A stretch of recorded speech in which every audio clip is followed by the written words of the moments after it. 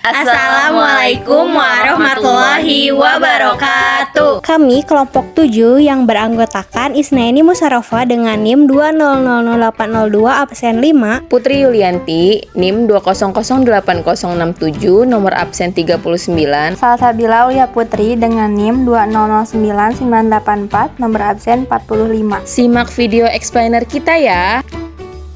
Halo, di sini saya akan menjelaskan mengenai pengertian media pembelajaran. Apa sih media pembelajaran itu? Untuk mengetahuinya, simak penjelasan berikut ini. Media pembelajaran menurut Hamzah B. Uno dan Nina Lamatengo dalam buku Teknologi Komunikasi dan Informasi Pembelajaran, media pembelajaran adalah segala bentuk alat komunikasi yang dapat digunakan untuk menyampaikan informasi dari sumber ke peserta didik secara terencana sehingga tercipta lingkungan belajar yang kondusif di mana penerimanya dapat melakukan proses belajar secara efisien dan efektif. Menurut Gagne, media pembelajaran diartikan sebagai sebuah jenis komponen dalam lingkungan siswa yang dapat merangsang mereka untuk belajar. Menurut Ali 1992, arti media pembelajaran adalah berbagai jenis komponen dalam lingkungan siswa yang dapat memberikan rangsangan untuk belajar. Jadi, secara umum, media pembelajaran adalah suatu teknologi membawa pesan yang dapat digunakan untuk keperluan pembelajaran dan juga merupakan sarana fisik dan komunikasi untuk menyampaikan materi pembelajaran. Baik, selanjutnya ada fungsi media pembelajaran. Fungsi media pembelajaran dapat membantu memudahkan belajar bagi peserta didik dan pendidik, memberikan pengalaman lebih nyata atau abstrak menjadi konkret, menarik perhatian dan minat belajar peserta didik, dan dapat membangkitkan menyamakan antara teori dengan realitanya. Prinsip-prinsip dalam memilih media pembelajaran. Ada beberapa prinsip yang harus diperhatikan saat guru memilih media untuk pembelajaran yang akan dilaksanakannya. Yang pertama ada prinsip efektivitas dan efisiensi. Dalam konsep pembelajaran, efektivitas adalah keberhasilan pembelajaran yang diukur dari tingkat ketercapaian tujuan setelah pembelajaran selesai dilaksanakan. Jika semua tujuan pembelajaran telah tercapai, maka pembelajaran tersebut dinamakan efektif. Sedangkan efisiensi adalah tujuan pencapaian tujuan pembelajaran dengan menggunakan media, waktu, dan sumber daya lain seminimal mungkin. Media yang telah memenuhi aspek efektivitas dan efisiensi ini tentunya akan meningkatkan ketertarikan siswa dalam belajar dan mendukung pencapaian dalam pembelajaran. Materi yang disampaikannya pun melalui media ini juga akan lebih mudah diserap oleh siswa. Yang kedua, prinsip taraf berpikir siswa. Media pembelajaran harus dipilih berdasarkan prinsip taraf berpikir siswa.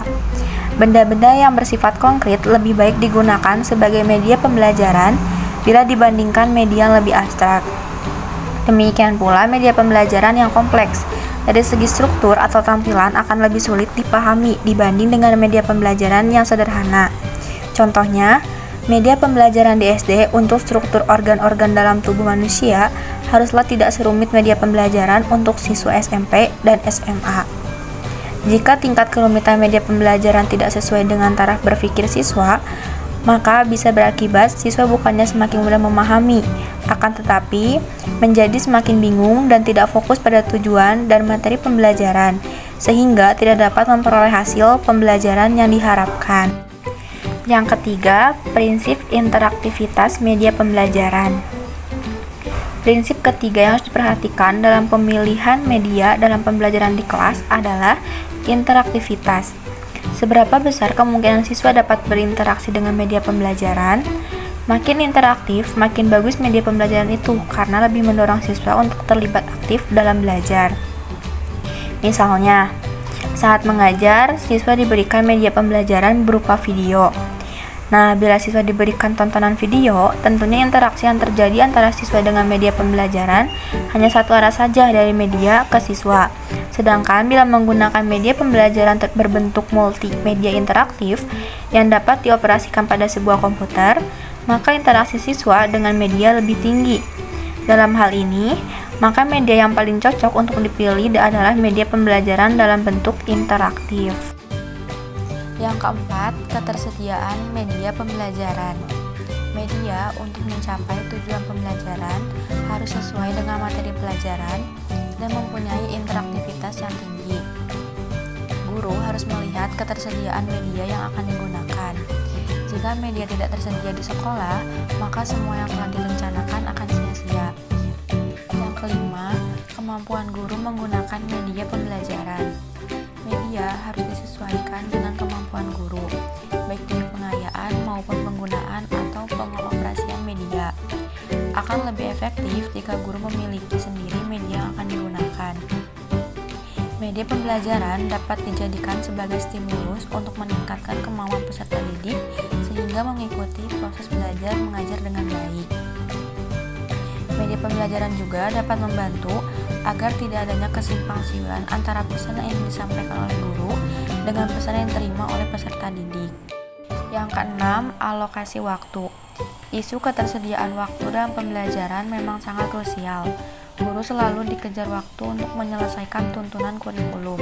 Oleh karena itu, penggunaan media pembelajaran yang notabene efektif untuk mencapai tujuan pembelajaran, mempunyai relevansi yang baik dengan materi pelajaran, dan berbagai kelebihan lain pun kadang-kadang terpaksa dikesampingkan bila alokasi waktu menjadi pertimbangan yang penting.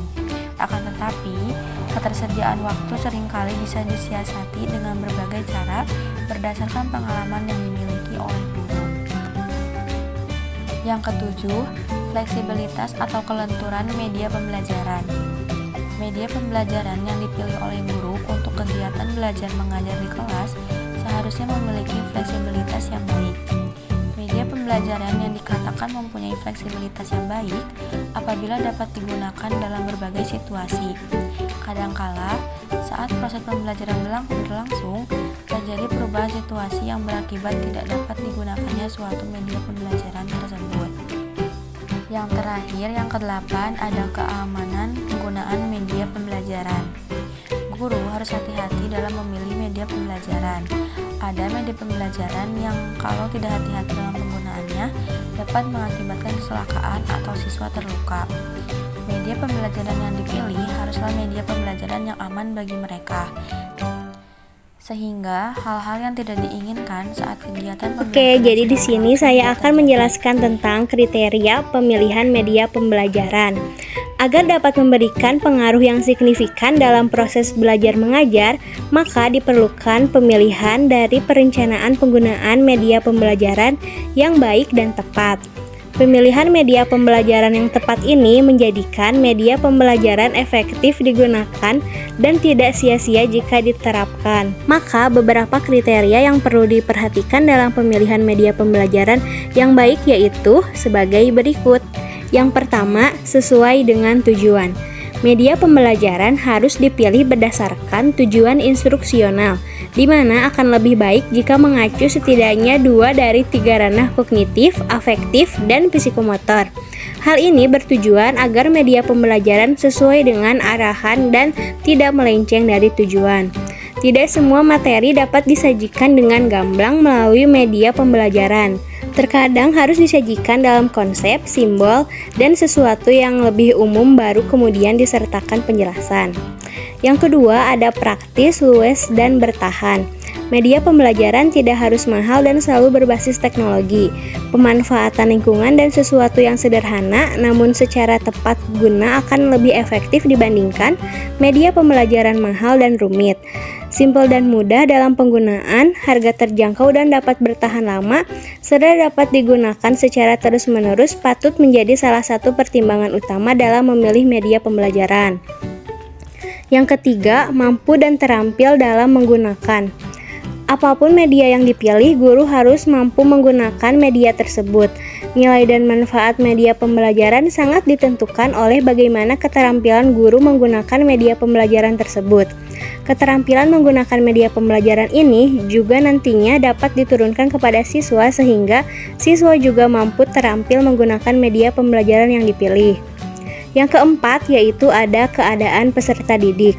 Kriteria pemilihan media yang baik adalah disesuaikan dengan keadaan peserta didik. baik keadaan psikologis, filosofis, maupun sosiologis anak. Sebab media yang tidak sesuai dengan keadaan anak didik tidak akan membantu banyak dalam memahami materi pembelajaran. Nah, yang terakhir yaitu ada ketersediaan. Walaupun suatu media dinilai sangat tepat untuk mencapai tujuan pembelajaran, media tersebut tidak dapat digunakan jika tidak tersedia. Menurut Wilkinson, media merupakan alat mengajar dan belajar. Peralatan tersebut ketika dibutuhkan untuk memenuhi keperluan siswa dan guru. Jangan sampai seorang guru menentukan dan memilih media yang tidak tersedia di sekolahan. Jika guru tidak mampu membuat dan memproduksi media, maka pilihlah media alternatif yang tersedia di sekolahan tersebut untuk menjelaskan materi pembelajaran. Sekian pemaparan dari kelompok kami. Terima kasih. Wassalamualaikum warahmatullahi wabarakatuh.